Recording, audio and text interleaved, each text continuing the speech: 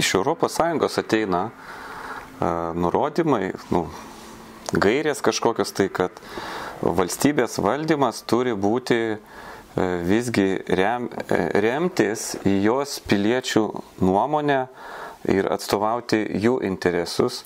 Ir netgi kūriama turbūt tokia organizacija Lietuvos piliečių asamblėja, kas esate girdėję, tai mintis išsakytos iš prezidentūros.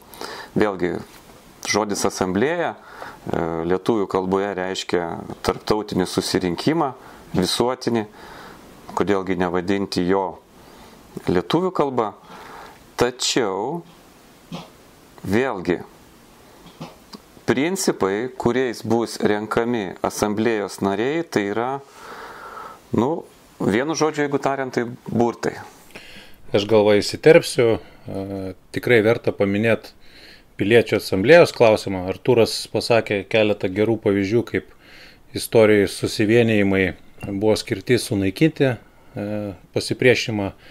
Tai šiais laikais turbūt sudėtinga, kad taip įvyktų, bet visi vienijimais ir kaip iš mūsų gerbiamos valdžios kūriami institutai, manau, skirti daugiau sugerti žmonių energiją, pasipiktinimą, nukreipti savo naudingą linkmę. Ir vienas iš pavyzdžių nuskambėjus piliečių asamblėje. Tai jeigu mes surinktumėm Google paieškoje piliečių asamblėje,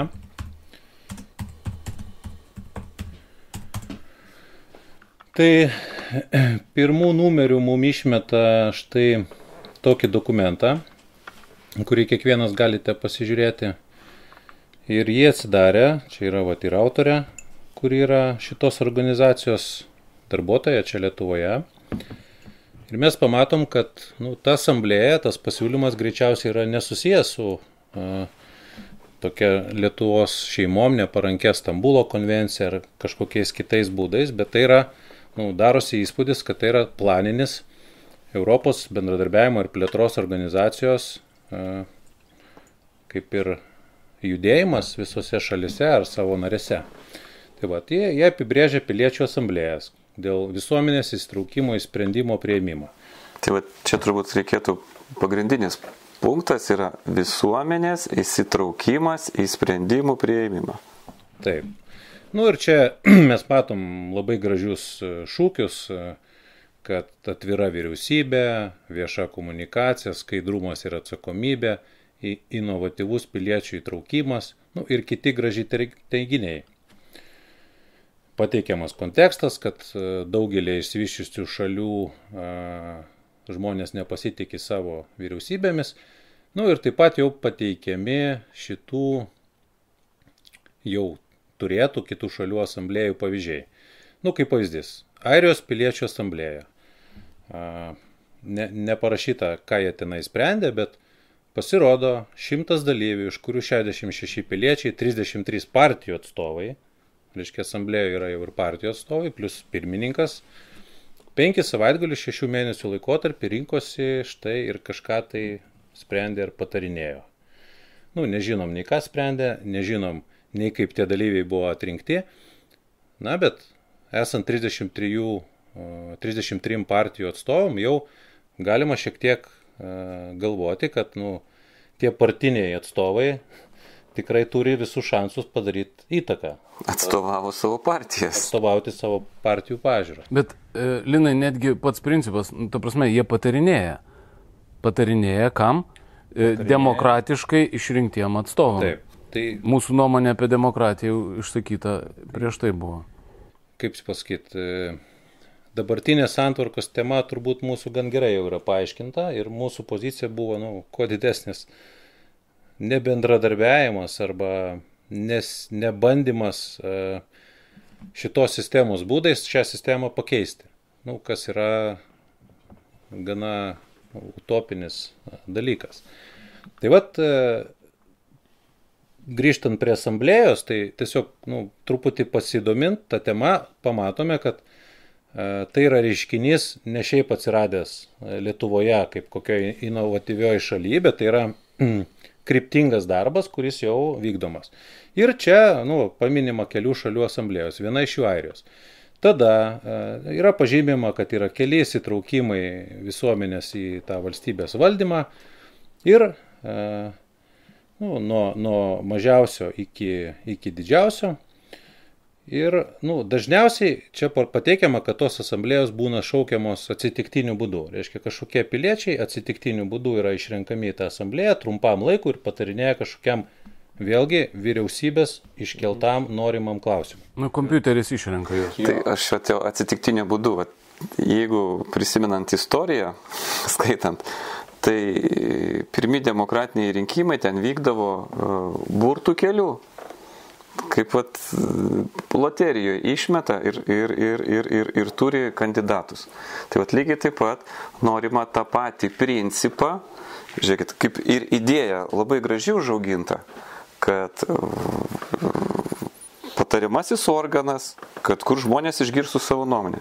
Tačiau atrinkimas į tą patariamį organą vėlgi burtų kelių, galbūt ten padarys iš vieno socialinio sluoksnio vienus žmonės, iš kitų kitus, trečio, tai vėl nieko nebus. Teleloto. Nereklamuojant tos prekės ženklą, sakysim, loteriją. Bet aš čia išvelgiu, nauda. Kaip ir visiems paaiškinama, kaip gerai žinoti tautos valią, tačiau kaip ją paimti, vėl yra sumalama viskas į nežinią. O kaip ją paimti mes žinome. Mes puikiai žinom, kaip paimti tautos nuomonę. Tai yra 5 principais visos tautos nuomonė. Tai yra visos tautos nuomonė. Kas nežino tų 5 principų, noriu priminti, kad kaip geriausia apriepti visą šalį, valstybę. Tai per atstovus. Ir prasideda tada gradacija atstovų.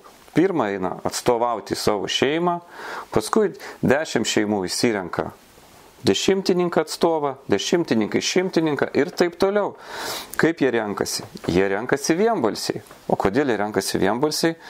Nes tik tai vienas bus kažkuris tai iš jų geriausias. Tokiu būdu net atkrenta pozicija. Jie kaip įsirenka? Viešai. Nes tik tai viešai tu gali pasakyti, kodėl netenkina tas kandidatas arba kitas ir atpuola visokios intrigos.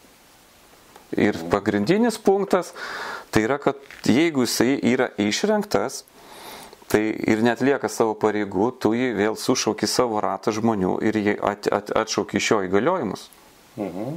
Aš tikiuosi, kad mūsų žiūrovai jau perprato tas 5 punktus ir lygiai taip pat žino, kuo skiriasi įgaliojimas nuo balso. Ta prasme, aš tik patikslinčiau, kad, tarkim, netlieka savo funkcijų žmogus, kuris yra kažkokioj, tai, pavyzdžiui, trečioj, ten 100-tininkų ar 10-tūkstantininkų netgi lygmenį. Be abejo, kad ta viena šeima nusprendus, kad jis mums kenkia, jinai jo negali atšaukti. Bet jin gali įpareigoti savo atstovą, kalbėti jos vardu. Ir kai tų šeimų yra tam tikra masė, jie be abejo gali atšaukti tą netinkamai dirbantį žmogų. Grįžkime vėl prie to naujo produkto, užsienietiškų pavadinimų. Tas naujas produktas užsienietiškų pavadinimų, jis, vėlgi, įvelkamis į demokratijos kažkokią procesų naudą. Reiškia, kokia svarstymų šitų asamblėjų demokratijos procese nauda. Ir čia vėl skamba tie gražus lozungai, kad tai yra geresni viešosios politikos rezultatai, daugiau legitimumo, reiškia, jau net valdžia supranta, kad jos sprendimuose trūksta to legitimumo.